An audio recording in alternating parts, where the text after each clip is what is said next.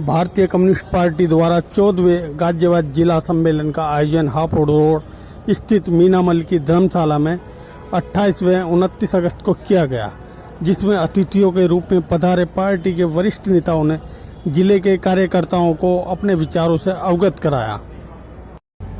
28 और 29 अगस्त को मार्क्सवादी कम्युनिस्ट पार्टी का 14वां जिला सम्मेलन का आयोजन यहाँ पर मीनामल धर्मशाला में किया जा रहा है।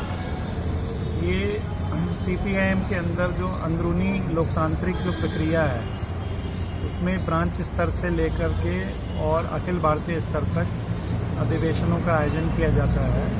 इसी कड़ी में आज यहाँ पर जिला अधिवेशन हो रहा है। इसके बाद में राज्य सम्मेलन होगा और अगले साल केरल में पूरे राष्ट्रीय स्तर पर महाधिवेशन का आयोजन किया जाएगा। आज इसका जो ये संदर्भ है वो पिछले 3 साल में जो कुछ भी राजनीतिक घटनाक्रम रहा उत्तर प्रदेश में केंद्र सरकार की तरफ से,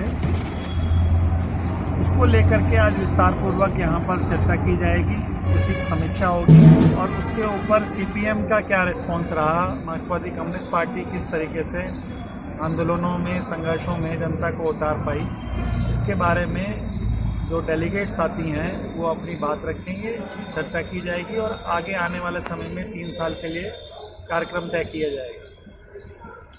मुख्य बात यह है कि जो विशेष करके पिछले 2 साल के अंदर कोरोना महामारी का जो प्रकोप है उसने व्यापक जनता को अपनी चपेट में लिया है। हमारा मानना ये है कि कोरोना को जिस हिसाब से संबोधन करना चाहिए था राज्य सरकार को और केंद्र सरकार को, राज्य व केंद्र सरकार दोनों ही विफल रही हैं।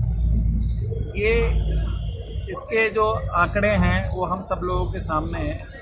जैसे जो मौत है, हमारा मानना ये है कि अगर बुनियादी स्तर पे स्वास्थ्य सेवाओं को बेहतर बनाया गया होता तो शायद इतनी ज़्यादा हमारे परिजनों की जानें ना जाती। जो बुनियादी जीवन रक्षक दवाएं हैं उनका उपलब्ध ना होना, अस्पतालों के अंदर बिस्तर का उपलब्ध ना होना, डॉक्टर्स का उपलब्ध ना होना, बुनियादी ढांचा जो नव उदारवादी नीतियों का जो तौर तरीका रहा है उससे स्वास्थ्य का बुनियादी ढांचा बिल्कुल चरमरा गया है। यही कारण है कि निजी क्षेत्र में तो अस्पताल खुले, नर्सिंग होम और अस्पताल खुले हैं, शैक्षणिक संस्थान खुले हैं, मगर सरकारी क्षेत्र के अंदर ना तो अस्पताल है, ना नर्सिंग होम है, ना डिस्पेंसरी है। और हमने यूपी के अंदर तो विशेष करके ये भी देखा कि टेस्टिंग की जो सुविधा थी वो भी बहुत ही धीमी गति से की गई। अभी वैक्सीनेशन भी अगर हम देखें तो पूरे देश के अंदर जिस गति से वैक्सीनेशन की प्रक्रिया चल रही है, यूपी सबसे पिछड़ा हुआ वैक्सीनेशन के अंदर भी। कुल मिलाकर के हम ये पाते हैं कि पिछले 2 सालों के अंदर सरकार, ये जो स्वास्थ्य संकट पैदा हुआ, सरकार उसको ठीक से हैंडल नहीं कर पाई और नीतिगत आधारों पर भी बुनियादी ढांचा चूंकि चरमरा गया तो आम जनता को जो राहत मिलनी चाहिए थी वो नहीं मिल पाई। दूसरा, जो आर्थिक क्षेत्र पर जो लोगों के ऊपर मार पड़ी है, विशेष करके जो रोजगार गए हैं, CMIE जो संस्था है उसके आंकड़े ये बताते हैं कि 23 करोड़ लोगों के संगठित असंगठित क्षेत्र में रोजगार गए हैं। जब इतनी बड़ी संख्या में लोगों के रोजगार गए हैं, लॉकडाउन के दौरान जो छोटे मोटे रोजगार करते हैं, वेंडर है, सब्जी बेचता है, फल बेचता है, हमारी घरेलू कामगार महिलाएं हैं, डोमेस्टिक वर्कर्स हैं और छोटे छोटे कंस्ट्रक्शन साइट्स चलने वाले हैं, ये सारे काम ठप रहे। मगर उस बीच में जो सरकार की तरफ से मदद मिलनी चाहिए थी वो नहीं मिली। यही हम तुलना करें यूरोप के या अमेरिका से, लोग कहते हैं कि भाई आप तो इतना विकसित मुल्कों से क्यों तुलना करते हैं, मगर जब मालिक या डायरेक्ट जो हमारा ओनर है, एम्प्लॉयर है, वो हमारे को वेतन नहीं दे रहा है, तो ऐसे में बुनियादी जो घर की ज़रूरत है, बच्चों का दूध है, उनकी तालीम शिक्षा का जो खर्चा है, घर में दवा दारू का खर्चा है, खान पान का खर्चा है, वो कैसे लोगों ने वहन किया होगा। सच्चाई ये है कि जो सेविंग्स थी इवन मिडिल क्लास की भी, वो सेविंग्स भी धीरे धीरे समाप्त हो गई इस कोरोना काल में। हमारी पार्टी ने सरकार से मांग की थी कि आप 7500 रुपये का मासिक जो है प्रत्येक परिवार को आप मदद कीजिए, मगर सरकार ने नहीं किया। सरकार ने अति गरीब लोगों को जनधन खातों में पिछले साल 500 रुपये 3 बार डाले, मगर हम वो समझते हैं कि वो बहुत ही अपर्याप्त राशि थी।